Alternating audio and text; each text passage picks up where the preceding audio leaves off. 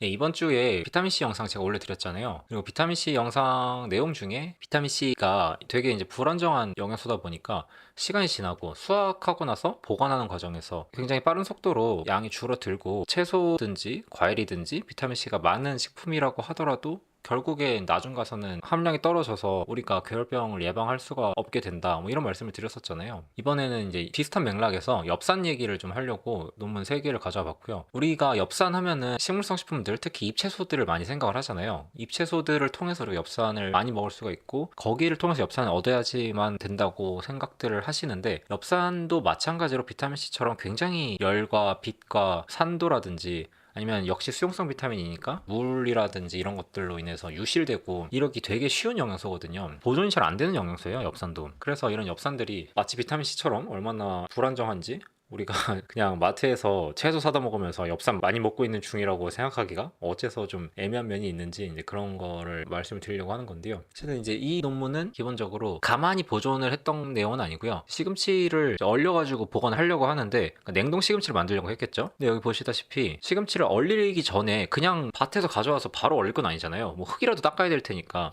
그래서 시금치 세척을 하는데, 세척을 하는 과정에서 이미 엽산 25%가 증발했다는 거예요. 그리고 이제 여기 그린빈도 같이 실험을 한 건데, 이제 그린빈을 가지고 마찬가지로 통조림을 만드니까, 통조림을 만들려면은 캔 안에다가 그린빈들을 채우고 그 상태로 가열을 하잖아요. 멸균을 하고.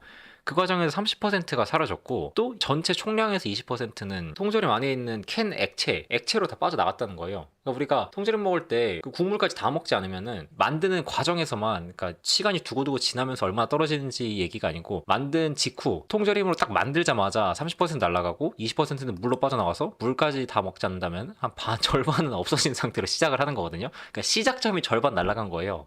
예. 그래서 이제 그런 내용도 있고요.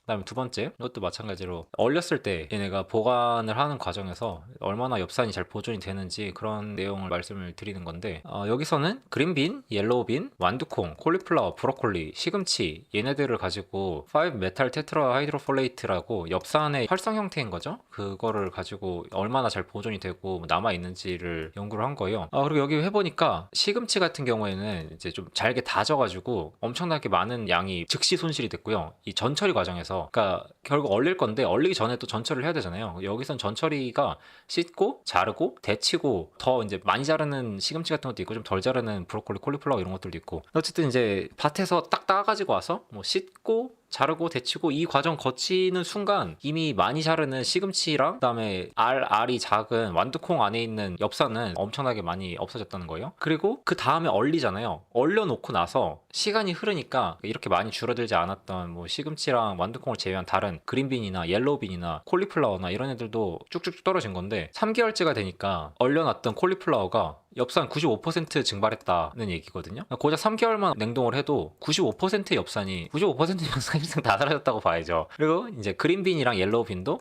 얼려두고 9개월째가 돼가니까 각각 75%, 95%의 엽산이 증발했다. 장기간 설령 냉동을 하더라도 오랫동안 두고 먹을 수가 없는 거예요. 그리고 이게 냉동을 해서 이 정도지, 사실 냉동이 아니고 냉장이 되거나 아니면 상온에 두면 훨씬 더 빠른 속도로 사라지거든요. 이거는 이제 상온과 냉장 상태에서 얼마나 잘 지탱이 되는지를 본 건데, 여기 보시면은 시금치 엽산이 53% 증발하는데 걸리는 시간이, 그러니까 이거는 씻은 게 아니고 시금치를 밭에서 딴 다음에 온도별로 둔 거예요. 가만히. 여기서 53% 남아있다고 해서 이 53% 남은 걸 우리가 다 먹을 수 있는 게 아니고, 53% 남아있는 그 마트 매대에서 시금치를 집어온 다음에 집에 가서 씻으면은 바로 한 20% 날아갈 거고, 막 이제 이런 거 생각을 다 하셔야 되는 거예요. 한번 데치면은 그 데친 물로 엽산 다 빠져나갈 거고. 근데 어쨌든 53%가 줄어드는데 시간이 얼마나 걸렸냐? 각각 8일, 6일, 4일이 걸렸는데 온도가 각각 4도, 10도, 20도일 때, 그러니까 4도씨에서는 8일이 지나니까 절반이 사라졌다는 거고요. 4도씨면 냉장 온도죠. 냉장을 해놔도 8일 지나면은 53% 엽산 다 삭제된다는 거예요. 근데 우리가 시금치 사 먹을 때 밭에서 따가지고 우리 식탁에 오를 때까지 항상 냉장이 되는 게 아니잖아요. 마트에서도 4도 상태로 시금치를 진열해 놓는 경우가 없고, 사실 마트에서는 시금치 같은 거 그냥 상온에 되는 경우가 더 많죠. 그러면 10도도 아니고 한 20도 될 거 아니에요. 마트 상온 한 20도 될 테니까.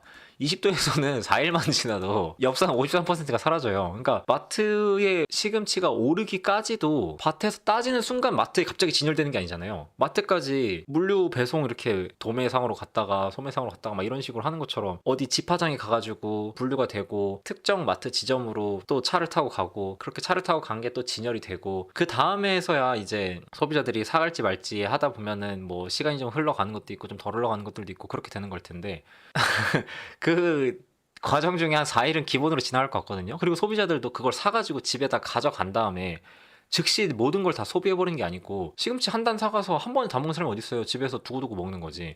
그러니까 이제 그런 식으로 먹다 보면은 우리가 뭔가 잎채소들을 먹으면서 엽산을 많이 먹고 있다고 생각을 하지만 사실상 얘네들 워낙 취약한 연약한 영양소들이기 때문에 금방금방 사라지고 우리가 영양 성분표상으로 먹고 있겠지라고 바라는 것에 비해 현실적으로 거의 불가능하다. 그런 면에서 오히려 동물성 식품 속에 들어있는 안정한 상태의 엽산을 먹는 게 더 안전빵일 수 있다. 혹은 더 믿을만할 수 있다. 그럴 수가 있다는 거예요. 뭐 간이라든지 실제로 풀을 많이 뜯어먹은 닭이 낳은 달걀, 소지방목 달걀 이런 것들을 통해서요. 진짜 풀 많이 뜯어먹은 폴리페이스팜 달걀 같은 거는 노른자 2알만 먹어도 그날 하루 모든 엽산 필요치를 다 채울 수 있거든요. 혹은 권장치를. 그런 좋은 달걀을 먹든지 간을 먹든지 소지방목 동물의 특히 닭 같은 가금류의 간에 엽산이 되게 많죠. 그런 게 더 좋을 수도 있다. 살코기도 초저항목 동물 살코기에는 어느 정도 들어있고요. 예, 그런 말씀을 드리고 싶었습니다.